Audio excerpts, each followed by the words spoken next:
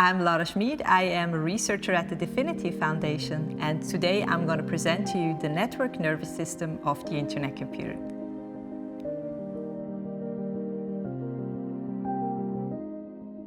So, on a high level, the Internet computer is a distributed protocol run by multiple nodes. And the nodes are depicted on this slide as the green and blue dots. So these nodes can, for example, be physically located in different data centers, and they then talk to each other over the Internet to achieve a consensus on what the state of the Internet computer should be. And we call such a collection of nodes a subnet.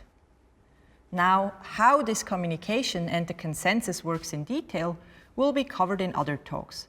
For the purpose of this talk, we are just interested in the high-level idea. On top of this underlying communication and consensus protocol, the Internet computer hosts so-called canisters, which are stateful programs that can also communicate with each other. The state of these canisters has to be replicated in all of the nodes, and therefore, to achieve that the Internet computer can nevertheless scale indefinitely, it actually consists not only of one, but of many subnets. So in this example, we have 3 subnets, which are called S1 to S3.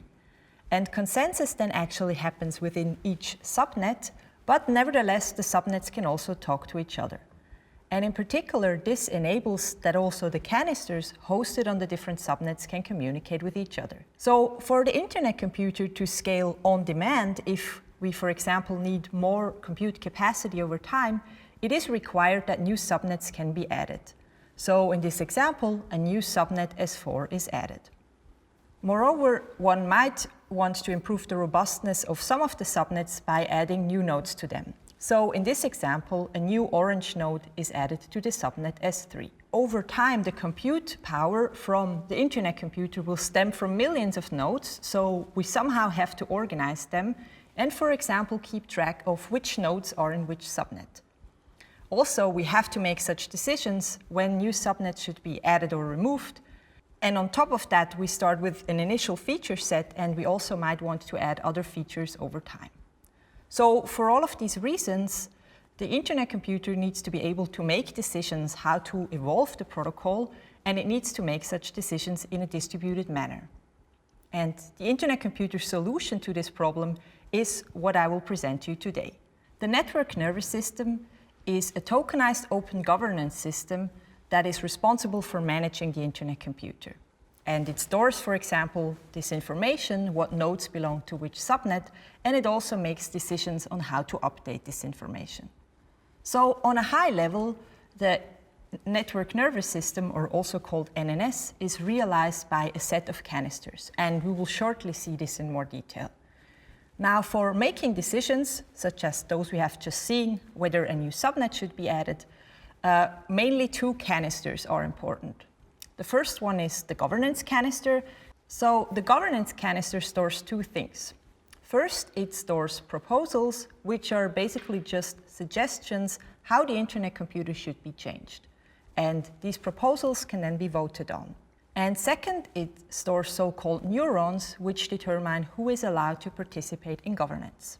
The second canister that is important is the registry canister, which basically stores the configuration of the whole Internet computer that can then be looked up by others. So it stores, for example, the information that the subnet S3 consists of these 4 nodes. So let's now look at a high level how a decision for adding a node to an existing subnet would be made. So first we assume that we have a pink user that controls a pink neuron and would like to submit such a proposal. So if a user makes such a suggestion, the proposal will be added to the governance system, and upon this, other users who also control neurons can then vote on the proposal. So in this example, the first 2 voters are in favor of the proposal and the last voter is against it. So in the end, the majority of the users is in favor of the proposal, and therefore the proposal will be executed, which means that the registry will be updated to reflect that now this new node is also part of the subnet S3. Conceptually, all of the proposals work in this way. However, we actually support a variety of different proposal topics, and I will just present some of the most important ones now. Subnet management proposals consider topology changes. So, for example, the proposals that we already seen, whether a new subnet should be added, falls in this category. Next, exchange rate proposals concern real-time information about the value of tokens. So this is important to determine how many tokens have to be paid for computations, and we will see that in more detail later. Node admin proposals concern the administration of node machines. So they could, for example, specify that all the nodes in a subnet should be updated. And finally, network economic proposals concern the change of economic parameters of the Internet computer. For example, how many rewards should be paid to those that provide the node machines. So we have now seen why we need the NNS and how it conceptually works to make decisions on the Internet computer. Next, we will look in more detail what the canisters on the NNS store and how they work. And first, and also as a prerequisite to understand what these neurons are, we will now look at tokens, which are the currency of the governance system. Tokens are managed by yet another canister on the NNS, the so-called ledger canister. And the ledger canister stores two things. First, it stores accounts, and then it stores transactions. An account record keeps track of how many tokens are in the possession of a given principal, and it also denotes an account address. So by principal in this context, I just mean an identity by which a user is authenticated on the Internet computer. Tokens can then be sent from one account to another, and this is recorded in the transactions of the ledger canister, as can be seen here on top. Now, as already mentioned, the tokens are the currency of the governance system, and in particular, they can be used for three different things. First, the tokens facilitate participation in governance. So this is what we have already seen on a high level, and we will shortly see in more detail how the neurons are connected with the tokens. Second, both those who participate in governance and those who provide compute capacity by operating node machines are rewarded in tokens. And finally, tokens are used for buying cycles, which are basically the fuel for canisters. So this is the fuel for making computations and storing information. And in the remainder of this talk, we will look at all of these three things in more detail. So first, we'll look at how tokens can be used for governance. So how they can be used to add proposals and to vote on them. We have already mentioned that voting is done based on neurons, and the high-level idea is that those who have more tokens have more voting power. So decisions in the Internet computer are made based on a stake-based model. However, neurons do not correspond to tokens, but neurons actually contain locked tokens. So this means that these tokens are not liquid and they cannot be transferred freely to others. So in more detail, a neuron stores the following information. First, it keeps track of how many tokens are associated with the given neuron, and it does so by just referencing an account on the ledger. Second, it specifies a principal ID, which basically just identifies a public key. And finally, it also specifies a neuron ID that is unique. So actually, there are some other parameters associated with a neuron, and one of the most important ones is an earliest date when the tokens can be unlocked.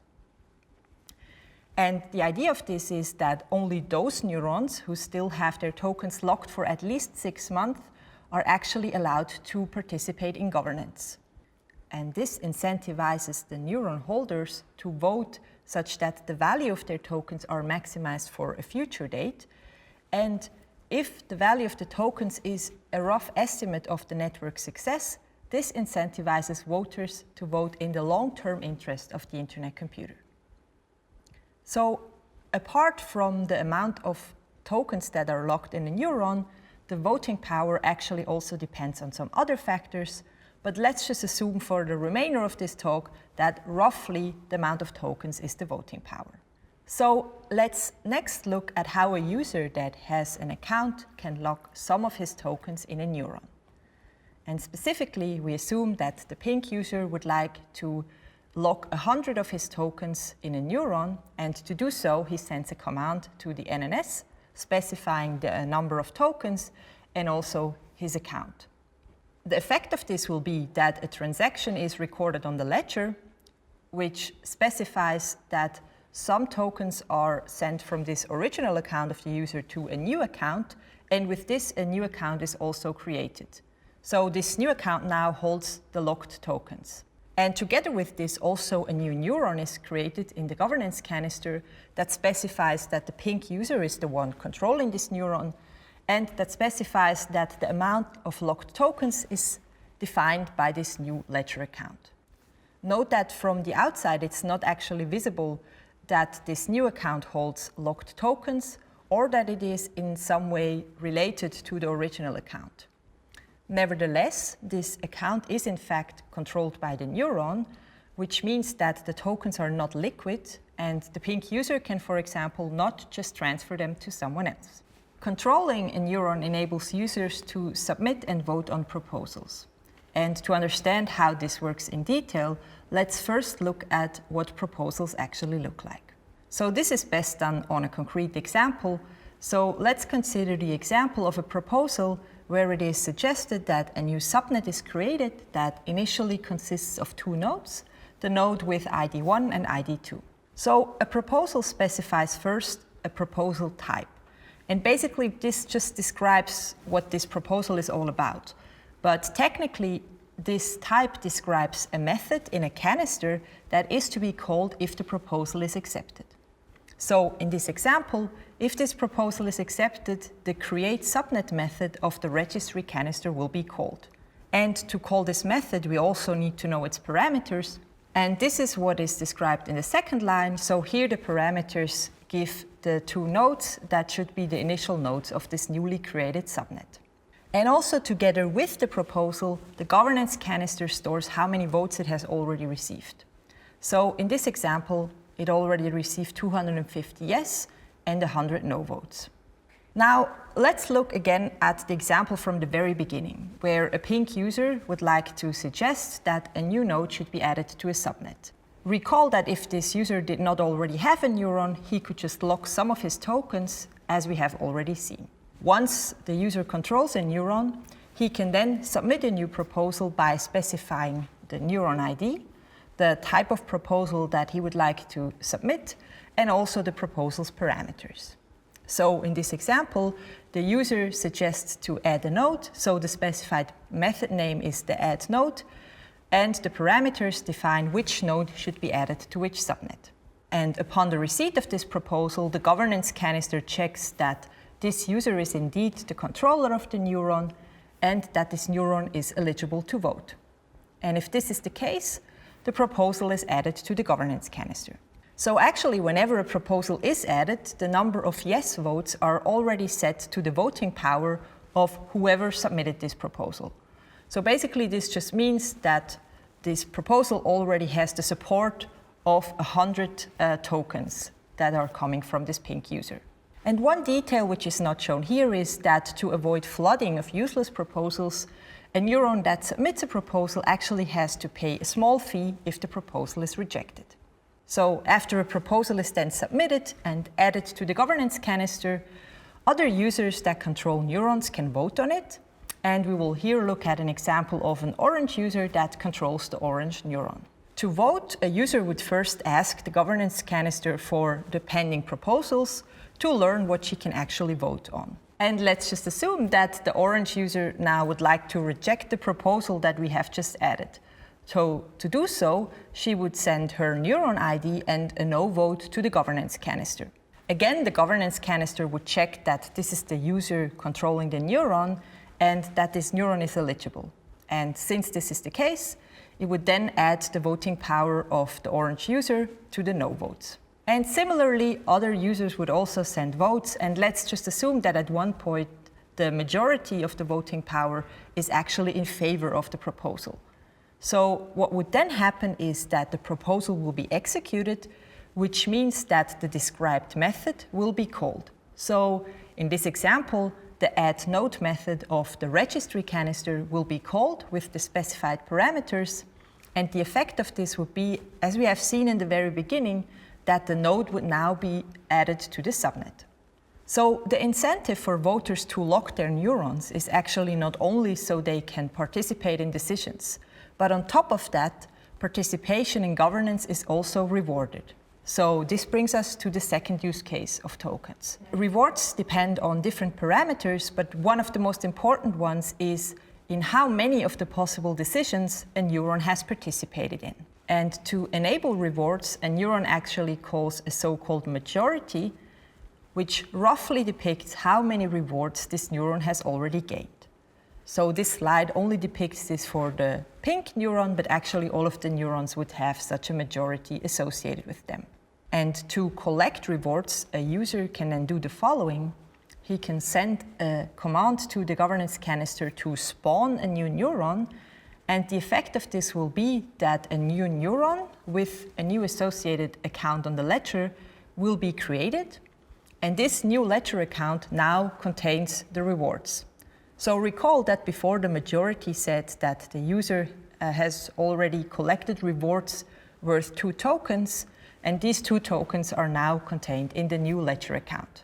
And technically what happens if this is done is that new tokens are actually minted and transferred to the new account, and this is also recorded in the ledger canister, as can be seen here. And this new neuron actually has a small dissolve delay, which means that very soon the user is able to unlock the tokens and use them freely for any purpose that he wants. So actually this is not the only place where rewards are paid. So I already mentioned that the providers of the node machines are also paid in tokens. But I will not show this in more detail in this talk. Now recall that voters want to participate in voting because they get voting rewards. However, it could well be that a user does not have time to participate in all the decisions, and also users might not feel comfortable to make certain decisions. For example, a user that is unfamiliar with network topology might not want to make a decision whether a node should be added to a subnet. And therefore, the internet computer facilitates liquid democracy. So what this means is that a neuron can specify that it would like to follow some other neurons, which are called the followees, and the governance canister would know this, and whenever a majority of the followees would send the same vote, the governance canister would automatically also send this vote for the follower neuron. So to see this on an example, here the orange user specifies that she would like to follow the yellow, the pink, and the purple neuron. So whenever at least 2 of these neurons, for example, vote yes on a proposal, the governance canister would automatically also send a yes vote for the orange user. And by this, the orange user can accumulate majority to get voting rewards, even if she doesn't actively participate in governance. And as a detail, following can actually be set per proposal topic. So if the orange user has a friend that knows network topologies very well, she can, for example, follow this friend for such proposals, but follow another friend for economic questions. So in the very beginning, I said that besides governance participation and voting rewards, tokens can also be used to pay for cycles. And this is the last use case we will now look at. So cycles are the fuel for computation and storage, and actually each canister on the internet computer, except for those on the NNS, has some cycles stored with it and will use up these cycles, for example, when it performs computations. So the idea why we use cycles for this is that while the token's price may vary a lot over time, the goal of the cycles is to keep the price of the computation power roughly the same over time. So let's consider a user that runs a canister on the internet computer and would like to top up the cycles of this canister, so he can perform even more computations. So in this example, the canister currently has 700 trillion cycles, and the pink user would like to top this number up. So to do so, the user would send a command to the NNS that specifies this, and upon receiving this command, a transaction is made from the user's account to the so-called cycles minting canister, which is yet another canister on the NNS. And as a result of this transaction, the cycles minting canister would actually burn the tokens and mint new cycles and send these freshly minted cycles to the user's canister. So we can see here that now the user's canister has 900 trillion cycles and the user has even more cycles to consume, for example, in computations. So, in summary, the network nervous system of the Internet computer is a tokenized open governance system that manages the Internet computer. Everyone who has tokens can lock them in neurons to participate in governance and contribute to decisions. For example, whether new subnets should be added. And by participating in voting, even if this is done automatically by following, voters get rewards. And they can then spend their rewards or other tokens to pay for cycles, which they can use to fuel the computations of their canisters. And this is basically how the network nervous system manages the whole Internet computer.